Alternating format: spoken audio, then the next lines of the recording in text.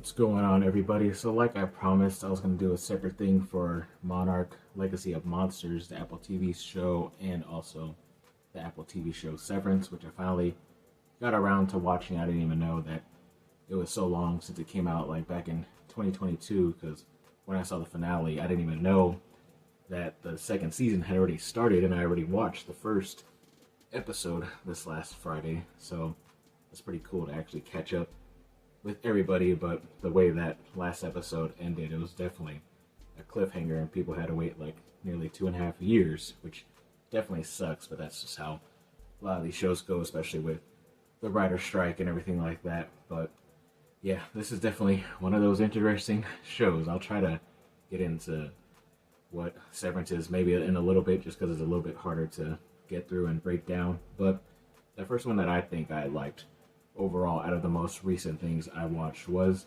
Monarch Legacy of Monsters. And yes, it is a Godzilla property. Yes, I've loved Godzilla since I was a child, but yes, it's not really a spoiler, but to be honest, this is not a show about Godzilla. That's why it is called Monarch Legacy of Monsters. It's about the company that's in the most recent Godzilla and King Kong movies that are behind the scenes trying to control everything and all this stuff when it comes to the gods and or the titans and the kaiju. So yeah, that's basically what it's about, and a story behind it too. I'll try to read the synopsis here. So it's a TV show about a family's discovery of their connection to a covert organization that monitors giant monsters, which is obviously the Monarch company. But basically how it starts off is a daughter goes into what she thinks is her deceased father's home in Japan, and to try to go collect his things or try to figure out about his disappearance and all that stuff. And then all of a sudden, a young adult man walks out, and so does an older woman too. And then she finds out that she's related to his son, so it's basically her stepbrother, because her father basically had two lives, one in Japan and the other in San Francisco, where this main character is from.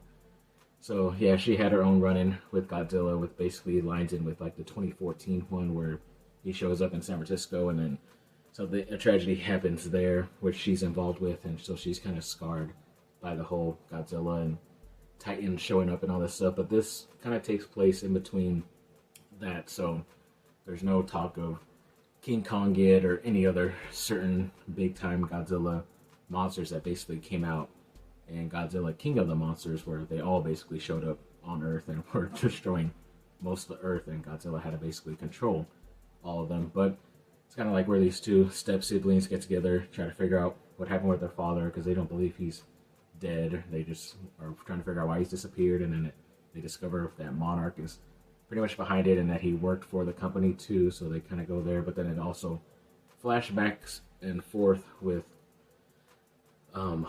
I believe his name is Wyatt Russell, Kurt Russell's son. They're both basically playing the same character, except Wyatt Russell is playing the younger version, where he's like a military officer trying to help this two team of scientists that are trying to look for anomalies and obviously the Titans and stuff. Basically, right before Monarch was started in like I think it was the 50s or something like that, 50s or 60s is when it's based in.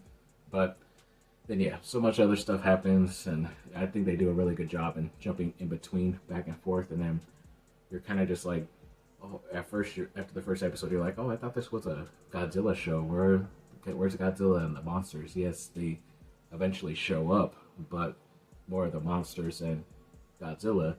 But overall, you're just enthralled with what's happening, the dynamic with this family, and then stuff that happens prior that's all connected too with what is happening in the future and how the past is connected also. And then kind of like that whole theory of what happens in the King Kong movie, where if you go down to the center of the earth, it's almost like it transports you to somewhere else and all that other stuff. And so yeah, it's pretty good. One of the better shows I've seen recently, and definitely very happy that I was able to get Apple TV Plus. And right now I'm on like the free membership stuff, but definitely watching some of the better stuff and stuff I've been waiting to watch for quite a while too. So definitely was very happy I was able to watch that, and I think the next season should be coming out later this year. So yeah, that's pretty awesome. That don't have to wait too long, and already gonna get some more good Godzilla kaiju monsters and fighting and all that good stuff, and then even a good backstory too with a lot of the human characters too. So I definitely give this one 2 thumbs up, and a definite recommend in my opinion. And yes, Severance, one of the more popular pop culture TV shows when it came out a couple years ago, and just finally got around to it. And like I said, just barely started watching the second season also. But yes, the synopsis of this one is a little bit tricky to follow along, but hopefully you do. I ended up getting 2 different ones because they kind of blend in together nicely. So this first one, yes, the plot follows Mark Scout, an employee of the fictional corporation Lumen Industries, who agrees to a severance program in which his non-work memories are separated from his work memories. And then also the other one says, Season 1 centers on one severed employee, Mark, who's played by Adam Scott. His innie is what they call him, the ones that are trapped inside the workplace, is newly appointed as a head of his department after the mysterious and abrupt disappearance of his friend and boss, Petey. Mark must balance the challenges of managing his department, including the onboarding of a rebellious new intern, Helly, and his increasing disquiet at the cult-like Lumen. Mark's outie, which is the version of you outside of the workplace, must deal with the personal tragedies which led to his decision to become severed and the sudden overlap of his separate lives when mysteries from Lumen begin to intrude into his outie's life. So yeah, that's basically what it is. That's what Severance is you work for this company called Lumen Industries, and you basically get a chip planted somewhere into your head where when you're at work, you basically focus on your work duties. You don't think of anything outside of work, even if you had family, loved ones, anything like that outside of work. You don't think about them at all, just the work. That's it.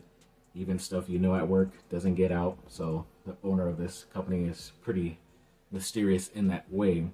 And then basically once you leave work, then your brain kind of goes through a different transformation, and then you're all of a sudden living outside of work as what your regular body was, but you don't remember anything at all about what happened while you were inside working too. So I guess there's a reason for that. The owner of the company is probably trying to hide something, or what he is doing with all these people. And especially because there's a lot of departments, but a lot of people, there's like very few people. Like the main department we follow only has 4 people, 4 characters. Then they meet another group of different workers, which has a little bit more people, but they just work on something specific. And then they're the main people of this that we're following. They just like crunch numbers, and you don't even know. They just show numbers like on a computer screen, and they look for the bad ones, as I say, and then they put them in different folders, and then they just do that, some like monotonous work to, I guess, melt your brain basically. But then there's a lot of other mysterious stuff happening, and a lot of people that work for like the bosses of these 4 main characters are trying to hide stuff, not only inside the work but outside the work also. So it seems like this company runs a lot of the stuff in this either town or state or country, I don't know. They didn't really get that far into it, but that's why it had surprised me that I had already jumped into the next season, because I had just finished the 9th episode, and I'm like, okay, that was a pretty good cliffhanger. Usually this is 10 episodes, so I just said play the next one, and then all of a sudden it picks up right where that one ends. And obviously that's because that was the last episode, and this one I'm watching now was the first episode to season 2. So I was like, oh wow, I'm already starting before I do my review.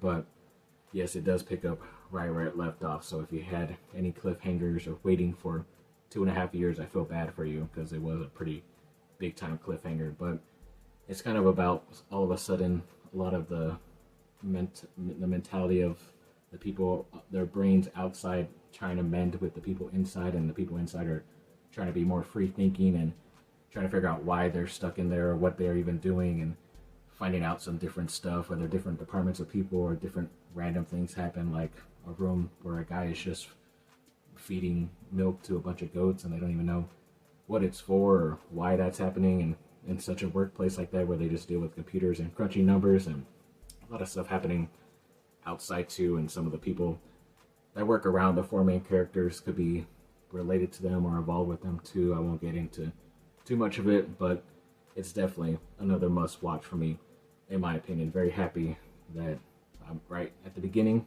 of the second season, so just gonna go straight through it. And I think they said they're already working on a third season already, so hopefully that's out within the next year or so. Don't have to worry about a writer's strike or anything like that to hold them off, so it should, if anything, be out by middle to late next year is what I'm hoping for, because it's one of my more anticipated shows right now, and definitely my more recommended shows that it will be moving forward, as long as it's good. It is very weird at times. A lot of the time you're like, what am I watching, or am I supposed to laugh at this thing, because they're kind of acting like kind of dry humor. And then I think if I went back to watch it again, the first season, I'd probably laugh at certain parts a bit more than I did, or understand certain things a bit more. But that's like a lot of times obvious with a lot of mysterious thrillers or some type of shows you watch too. This is more of a mystery than overall thriller, but like I said, definitely recommend it. Get on the Severance bandwagon, because you will be sorely missed if you don't. So thanks for watching, people. Like and subscribe. Comment down below. Let me know what y'all think. Have a great rest of your day.